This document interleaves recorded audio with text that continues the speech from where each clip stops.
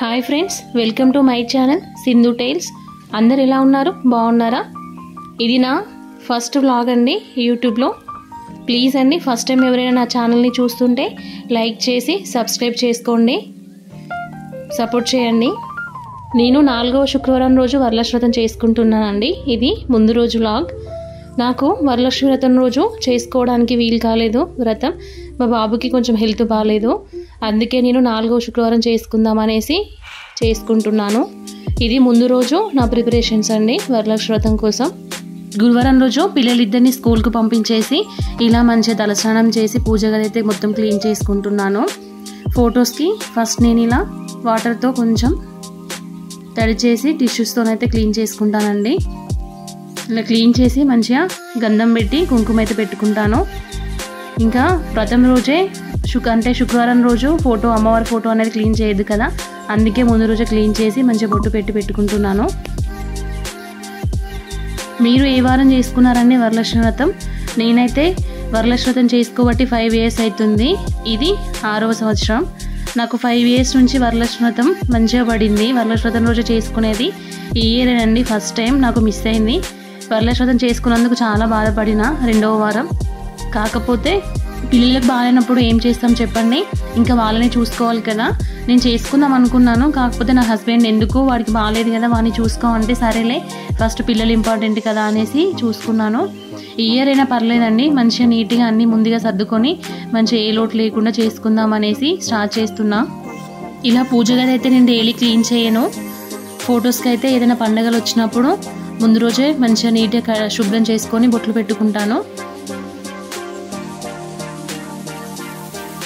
ఇంకా మొత్తం ఫొటోస్కి అయితే బొట్లు పెట్టడం అయిపోయింది. ఇంకా ఇప్పుడు ఇవన్నీ క్లీన్ చేసుకోవాలి. అన్నీ తీసుకొని ఒక ప్లేట్లో పెట్టుకున్నాను. నేను ఇవి క్లీన్ చేస్తుంటేనే నా హస్బెండ్ ఇక్కడ ఫ్రూట్స్ అవి తీసుకొచ్చాడు. మార్నింగ్ వాయనం ఇవ్వడానికి ఇంకా అమ్మవారి దగ్గర పెట్టడానికి ఫ్రూట్స్ అయితే తీసుకొచ్చాడు. అన్నీ ఇలా నీట్గా సర్దుకున్నాను. ఇంకా అసలు ఇది శ్రావణ మాసం కదండి, ఫ్రూట్స్ అయితే అసలు మామూలు కాస్ట్ లేవండి. ఒక్కొక్కటి అసలు చెప్పలేము కాస్ట్, అంత కాస్ట్ ఉన్నాయి. కాకపోతే తప్పదు కదా తీసుకురావడం, అందుకే ఇంకా అన్ని రకాల ఫ్రూట్స్ అయితే తీసుకొచ్చాడు. ఇంకా వాయనం ఇచ్చేటప్పుడు ఇంకా ఎక్కువ తక్కువ ఉండాలి కదా అనేసి తీసుకురమ్మంటే తీసుకొచ్చాడు. ఇంకా బనానాస్ అయితే అసలు తీసుకొచ్చినప్పుడు బాగానే ఉంటున్నాయి, నెక్స్ట్ డేకి మొత్తం పండిపోతున్నాయి. అసలు ఎందుకో అర్థం కావట్లేదు. నేను ఇంక అప్పటికే కాయలు గట్టిగా ఉన్నవి తీసుకురమ్మని తీసుకొచ్చాడు, కానీ మార్నింగ్ కల్లా మొత్తం మగ్గిపోతున్నాయి అసలు. ఇంకా ఫ్రూట్స్ అయితే ఇలా అన్నీ సర్దుకొని ఇక్కడ కింద మా అపార్ట్మెంట్లో అయితే ఫ్లవర్స్ ఏమి ఉండవు, ఇంకా పక్కన అయితే చెట్లు ఉంటాయి, అక్కడికి వెళ్ళి ఫ్లవర్స్ అయితే తెంపుకుంటున్నాను. మార్నింగే అంటే వీలు కాదనేసి విడిపులు కొన్ని ఉండాలి కదా అనేసి తెంపుకోవడానికి అయితే కిందికి వచ్చాను. మళ్ళీ మార్నింగ్ తెంపుకుందామంటే ఎవరో ఒకరు తెంపుకెళ్తారు, అసలు ఫ్లవర్సే ఉండవు.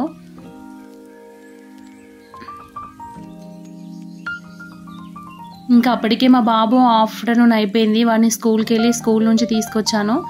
ఈ కవర్లో అయితే పట్టుకుంటున్నాడు చూడండి. ఇంకా అమ్మవారికి వైట్ కలర్ ఫ్లవర్స్ అన్న చాలా ఇష్టం కదా అనేసి ఈ వైట్ కలర్ ఫ్లవర్స్ అయితే తెంపుకుంటున్నా. ఇంకా వాడిని పడుకోబెట్టి ఈ పూజ సామాన్లు అయితే అన్నీ క్లీన్ చేసుకొని మంచిగా ఆరబెట్టుకున్నాను తడి లేకుండా. ఇంకా వాడు పడుకున్నాడు కదా అనేసి ఇంకా మెయిన్ డోర్ అయితే క్లీన్ చేస్తున్నా అండి. మెయిన్ డోర్కి అసలు ఎంత డస్ట్ పడుతుందో అంటే అసలు ఫుల్ డస్ట్. నేను 2వ వారమే మొత్తం క్లీన్ చేసుకున్నా, కాకపోతే ఇప్పుడు మళ్ళీ డస్ట్ పడింది కదా అనేసి మళ్ళీ క్లీన్ చేస్తున్నా. మంచిగా క్లీన్ చేసుకొని ఇలా అయితే గంధం ఉన్న కుంకుమ పెట్టి బొట్లు అయితే పెట్టుకున్నాను. ఇలా నేను ప్రతి పండగలకి క్లీన్ చేసి మంచిగా బొట్లు అనేవి పెట్టుకుంటాను.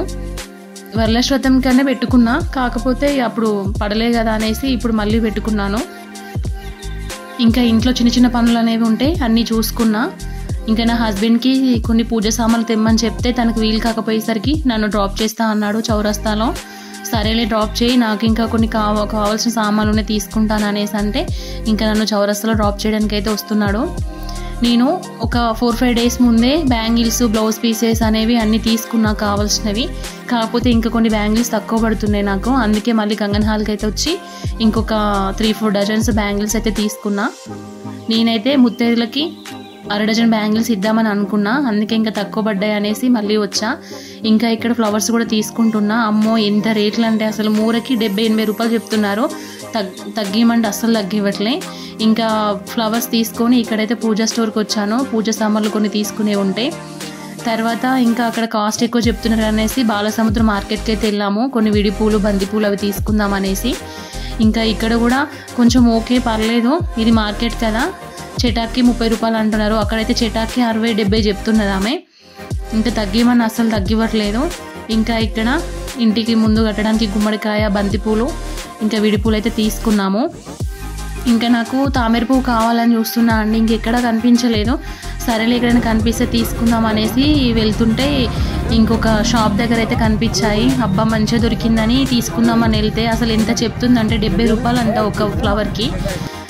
కొంచెం తక్కువ కాస్ట్కి ఇస్తే 2 తీసుకుందామంటే అసలు ఇవ్వట్లేదు. లాస్ట్కి 60 రూపాయలకి ఇచ్చారు. ఒక తామర పువ్వు అయితే తీసుకున్నాను, అమ్మవారికి ఇష్టం కదా అనేసి.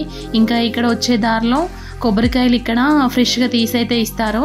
ఇక్కడ కొబ్బరికాయలు కూడా తీసుకొని వచ్చి ఇంకా వచ్చే దారిలో కిరాణం షాప్కి ఇంకా ప్యాకింగ్ చేయడానికి కవర్స్, ప్లేట్స్ అవి కూడా తీసుకున్నా. ఇంకా అప్పుడే వర్షం పడింది అనేసి అయితే వీడియో అయితే తీయలేదు. ఇంకా అన్నీ తీసుకొచ్చుకొని ఇక్కడైతే పెట్టుకున్నాను.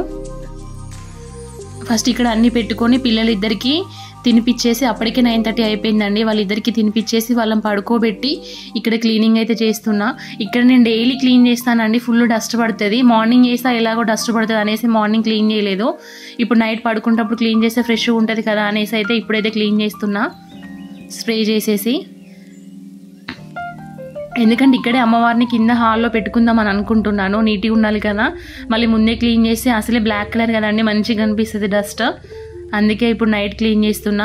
మొత్తం ఇక్కడ టీవీ పాయింట్, మొత్తం కబోర్డ్స్ అవన్నీ క్లీన్ చేశానండి నైట్. మొత్తం క్లీన్ చేశాక చూడండి ఎంత నీట్గా కనిపిస్తుందో. ఇంకా పిల్లలు ఉన్నప్పుడు క్లీన్ చేసినా వాళ్ళు ఏదో ఒకటి ఆగం చేస్తారు అనేసి వాళ్ళు పడుకున్నాక క్లీన్ చేస్తున్నా.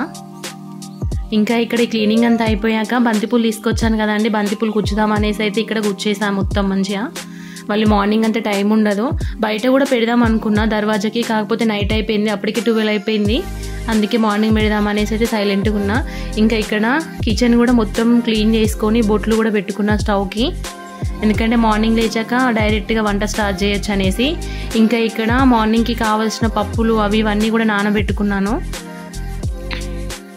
ఇంకా ఇక్కడ గారెలు వేయడానికి అయితే మినపప్పు నానబెట్టాను. ఇంకా ఇలాగో 12 అయిపోయింది, చింతపండు కూడా నానబెట్టుకున్నా మంచిగా నానుతుంది అనేసి. ఇక్కడేమో ఆ పూర్ణాలు వేయడానికి బియ్యం ఉన్న మినపప్పు నానబెట్టా. ఇక్కడ శనగలు, ఇంకా ఇది శనగపప్పు నానబెట్టుకొని ఒకసారి ఇల్లంతా నీట్గా ఊడ్చేసుకొని పడుకున్నాను. అప్పటికే చాలా లేట్ అయిపోయింది. నా వరలక్ష్మి వ్రతం వ్లాగ్ అనేది నెక్స్ట్ వ్లాగ్లో అప్లోడ్ చేస్తాను, చూడండి. Thank you for watching, please support me అండి.